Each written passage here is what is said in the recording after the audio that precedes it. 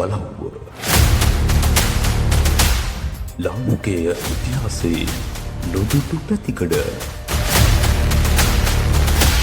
ආයුෂ බොහෝ වේවා. සියලු දෙනාම සාදරයෙන් පිළිගන්නවා වලව්වට. අද අපි යමු ලංකාවේ ලේඛනගත පළමු රජතුමා ලෙස හැඳින්වෙන විජය රජතුමාගේ සොහොන බලන්න. ක්‍රිස්තු පූර්ව 543 දී ලංකාවට පැමිණි විජය රජතුමා මිය ගියායින් පස්සේ ඔහුට අනුප්‍රාප්තිකයෙකු නොසිටි නිසා පඬුවස්දේව කුමාරයා පැමිණෙන තෙක් ලංකාවේ සිහසුන දරන්නේ උපතිස්ස ඇමති. මේ උපතිස්ස ඇමති විජය රජතුමාගේ දේහය ආදාහනය කරලා භස්මාවශේෂ දෙමටව කන්ද මුදුනේ තැන්පත් කළා කියලා සඳහන් වෙනවා. දෙමටව කන්ද පාමුල නිකසල ආරණ්‍ය සේනාසනය වගේම කන්ද මැදගම රජමහා විහාරයත් පිහිටලා තියෙනවා. මේ විහාරාරාමවල ඉතිහාසය අනුරාධපුර යුගය දක්වා දිව යනවා.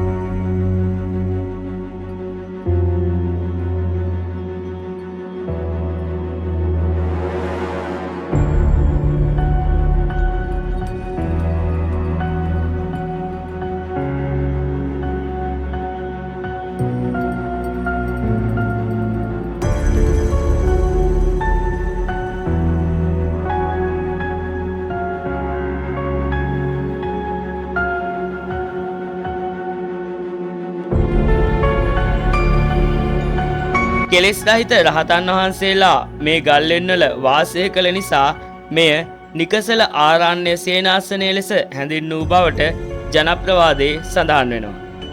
කටාරම් කෙටු ගල්ලෙන් මේ භූමියේ අදටත් දැක ගන්න පුළුවන්. පැරණි කටාරම් ලිපිත් මේ ගල්ලෙන් තුලින් හමු වෙනවා.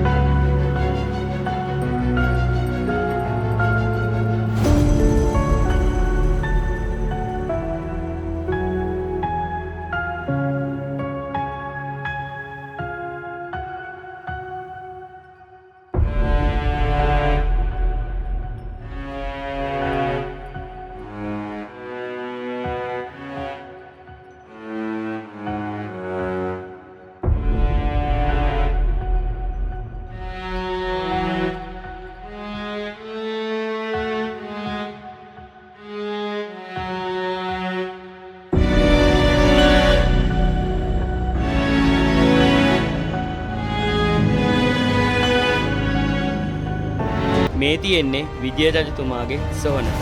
දාගැබක් වගේ පෙනුනත් උන් කලස් කොරවක් ගල් මුරගල් සහ මල්ලාසන වගේ දාගැබක තියෙන්න ඕන දේවල් නැති හින්දා මේක සොහනක් ලෙස නම් කරලා තියෙනවා. පුරාවිද්‍යාඥයන් විසින් මේ ස්මාරකය කැණීම්වලදී අලු සහිත තැන්පතුවක් හොයාගෙන තියෙනවා.